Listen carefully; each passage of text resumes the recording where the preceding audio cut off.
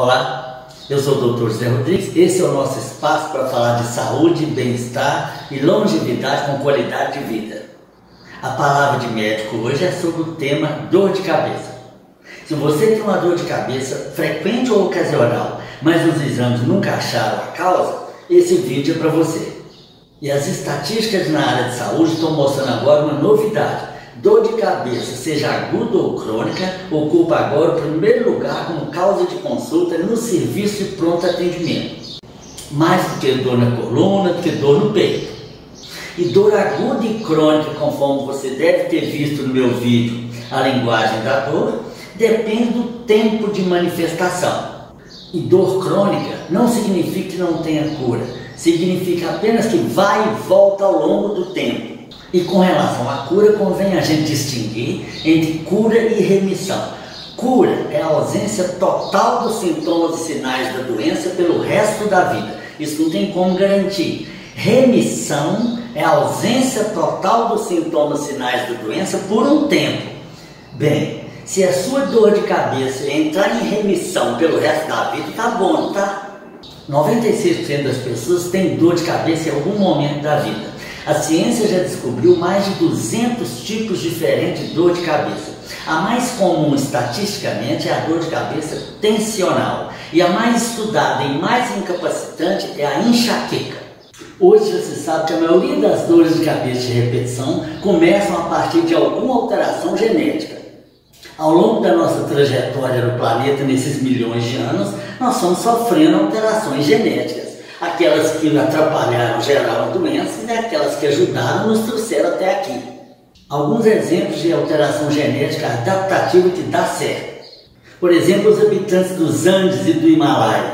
Eles chamam de soroche, o mal-estar gerado pela grande altitude. A gente pode disfarçar mexendo menos, fazendo menos esforço, mascando folha de coca, tomando medicamentos, mas a gente continua sentindo aquele mal-estar.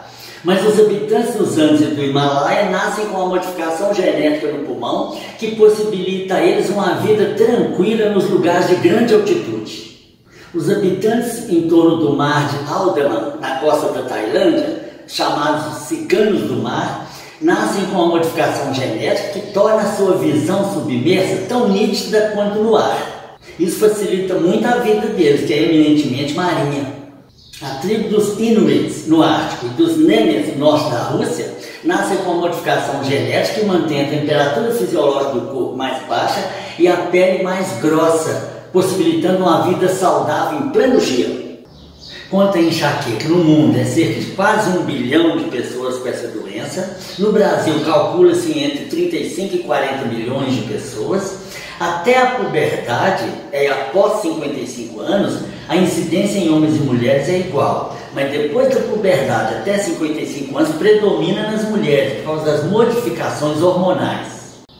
A dor de cabeça é chamada de cefaleia. Se ela incidir de um lado só da cabeça, chama-se hemicrania. E se for enxaqueca, ela é chamada também de migrânia.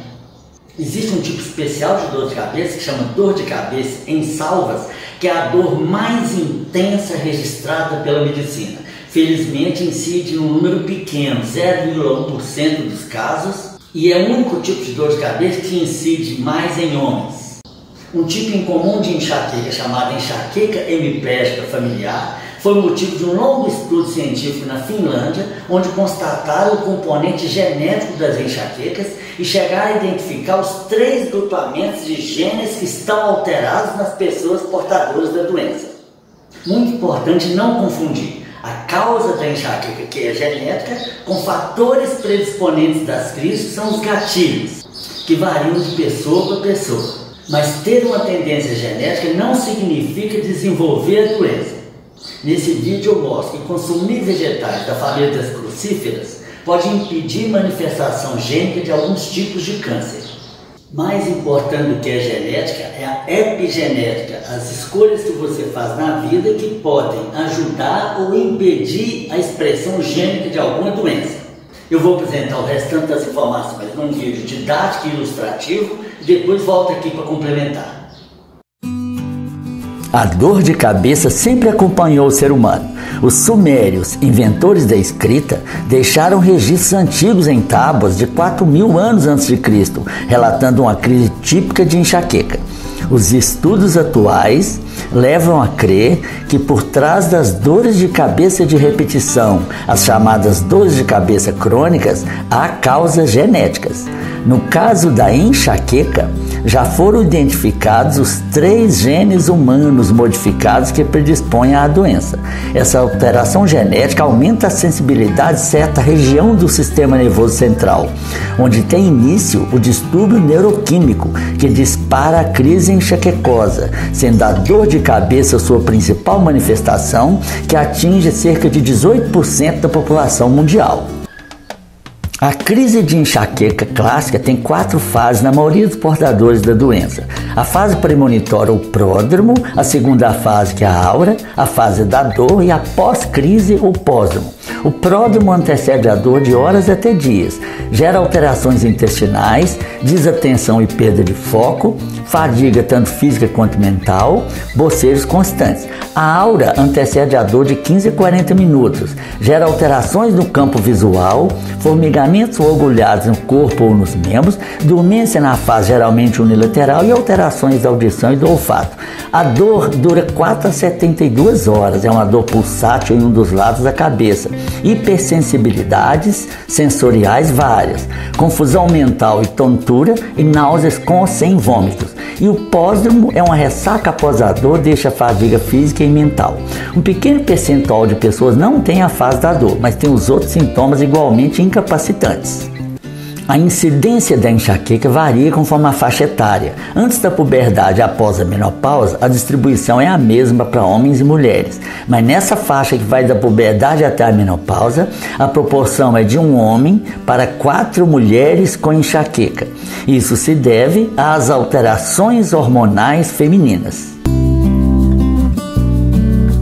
Os estudos atuais mostram que a enxaqueca acontece porque 1. Há uma alteração genética predisponente na forma de 3 genes modificados e já identificados, mas que permanece na sua forma inativa e latente. É uma condição genética inativa.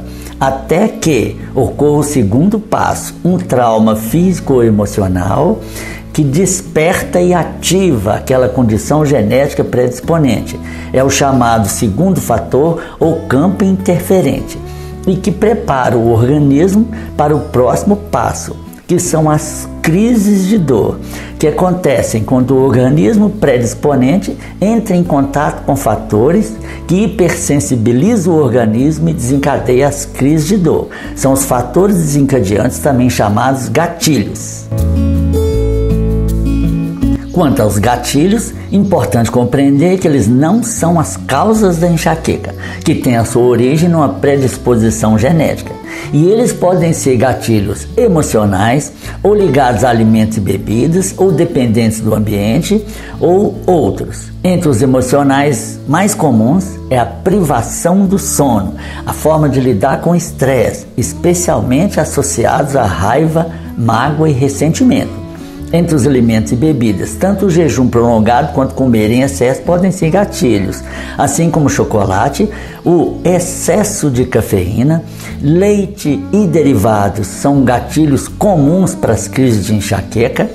O glúten está se tornando cada vez mais frequente, as bebidas alcoólicas, inclusive vinho relacionado a determinados tipos de uva, refrigerantes e também adoçantes, especialmente aspartame.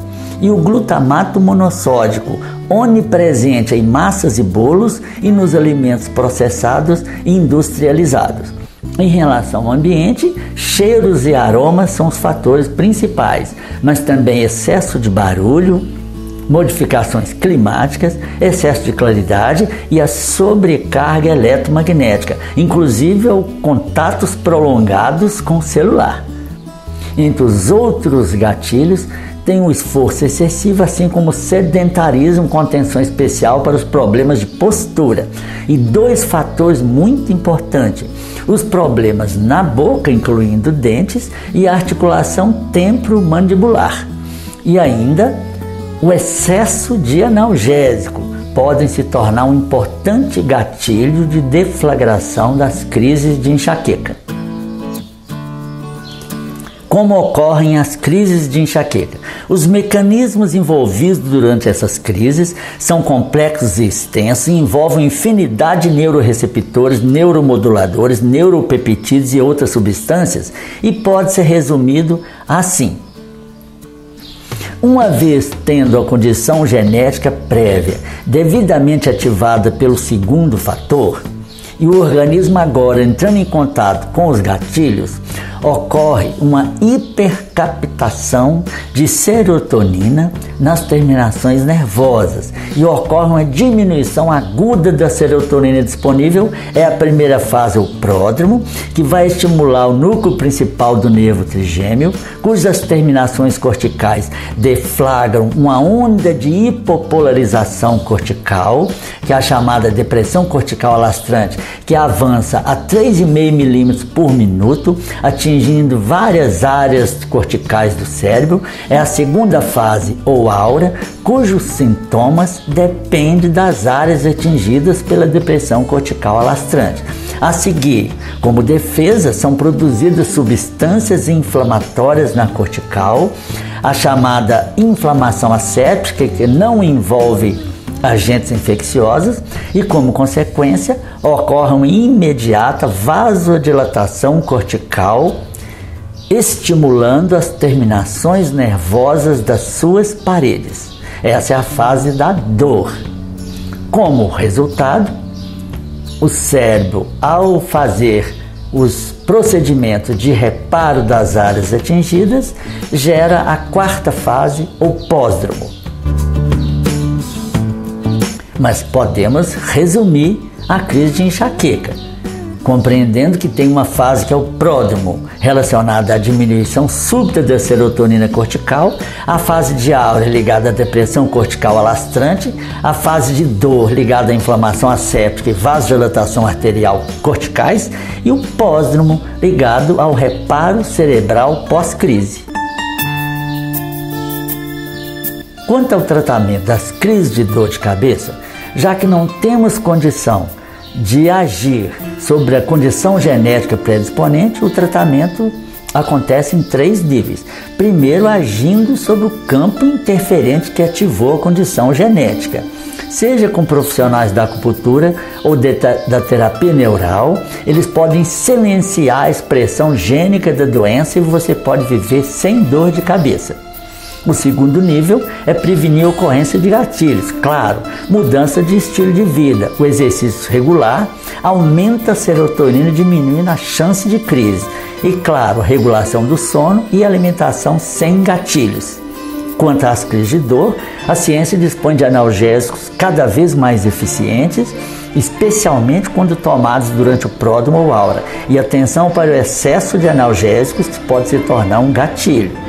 Há ainda outros recursos, como aplicação de botox em certas áreas do crânio periodicamente, eletroestimulação no crânio durante as dores, feita de várias maneiras, e equipamentos eletrônicos como o Cefali, por exemplo.